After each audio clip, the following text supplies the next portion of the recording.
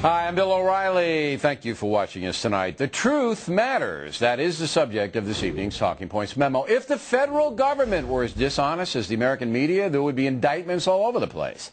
Essentially, what has happened in this country is that some hard news operations have become politicized because of fanatical leadership at the top or a desperate attempt to make money.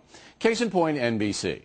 We have established beyond a reasonable doubt that NBC News has taken a sharp turn to the left, and it was done for two basic reasons. First, its MSNBC network is a flop. Fox News ad revenues are about 4 times higher than that cable network's. And secondly, because NBC News' entire management team are committed liberals. So, in order to attract left-wing viewers in a time when a liberal may be elected president, NBC News has veered left. There's no question about it. In fact, NBC is now reportedly negotiating with Rosie O'Donnell to do a program. However, there is no truth to the rumor that Raul Castro will be getting an hour on MSNBC. Now, all of this means little to you, the viewer, because you can choose who you want to watch. It doesn't really matter what NBC does. You can turn them off. What does matter is a news organization putting out falsehoods, and that happens all the time at NBC. For example, Scott Mcclellan recently appeared there, and here's what happened. See Fox television as a tool when you were in the White House, as a useful avenue for getting your message out? Well, I make a distinction between the journalist and between the commentators. I mean, certainly there were commentators and others, pundits at Fox News that were helpful to the White House. And certainly, yeah, certainly we got talking points to those people. Call Sean, call Bill, call whoever. Did you do that as a regular?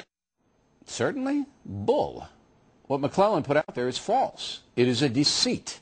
No one from the White House ever gave me talking points, ever. Now, Matthews baited Mcclellan, and he took the bait. I don't even think the man knew what he was saying. But it doesn't matter. As soon as Mcclellan put the lie on the street, CNN picked it up.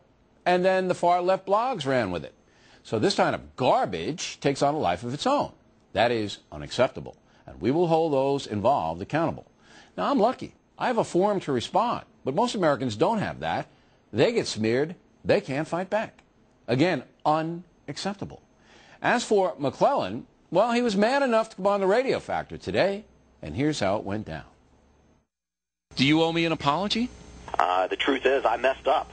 I was specifically not trying to single anyone out, including you, but the way a couple of the questions were phrased in that interview, along with my response, left things open to interpretation, and I should not have let that happen. I messed up when it came to leaving things open to interpretation. I understand why you got upset. This was, some of your critics went, aha, you know, it has to be this. You know, you're the big kahuna at Fox News, and, you know, some people tried to paint it in a black and white term to their preconceived notion. Look, Matthew says very specifically, the people say, call Sean, call Bill.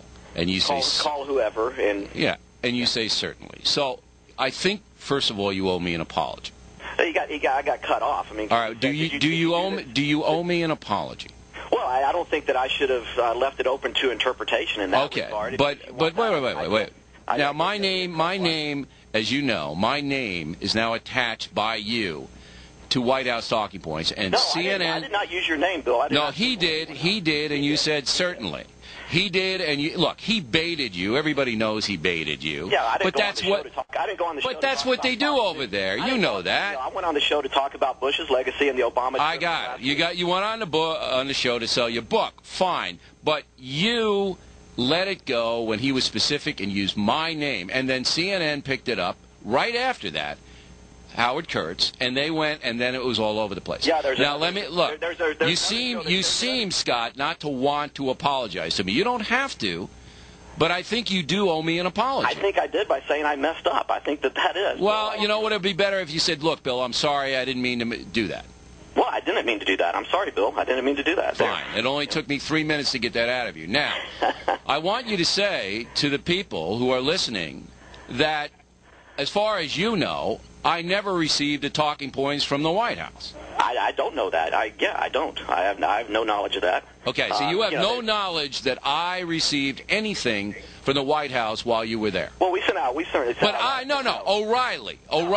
We sent out a lot of talking points to a lot of people, and certainly there are people at, you know, pundits and commentators. But not me. Other people that... Other people I don't care about, Scott. I know. That were friendly and that were sympathetic. Fine, and then you deal with them as you want to. But I never received the talking points. I understand why you got upset. I understand why. Good. I'm glad you understand, because my professional reputation is not going to be besmirched by you or MSNBC or CNN or anybody else. That's outrageous. It ain't going to happen. I'm not trying to get into a fight between any of the network wars or anything like that. I'm not trying to... Well, if you keep going on these smear machines, you're going to get in a fight, Scott. You know, you're defined about who you hang with. Matthews played you. How many times have you been on that program, that network? 87 times? Matthews, I've been on twice. You've been on that network all day, every day to sell your book. I'm not apologizing for that. But he played you. You should be mad at him. So you don't owe me an apology for calling me a liar or calling... You were a liar. You said I received talking points, and I didn't. No, I didn't. I was not confirming that. I'm telling you right now, I was not confirming. You're parsing the damn thing. Come on, be honest. You say, did people say, call Sean, call Bill, and you said certainly. That's ridiculous. It's not true. I'm going to finish my thought with that. You know the way these interview goes. Matthews is a guy that interrupts you just like you're interrupting now. That's right. He baited you. He baited you. But look, you said I look to be partners in this enterprise with NBC. That's not the case. That's not true, so you should apologize for that. You're crazy.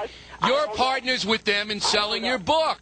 They're playing you. They're manipulating you. They're using you. And if you don't like to be used, be careful. I'm an honest purveyor of news and information.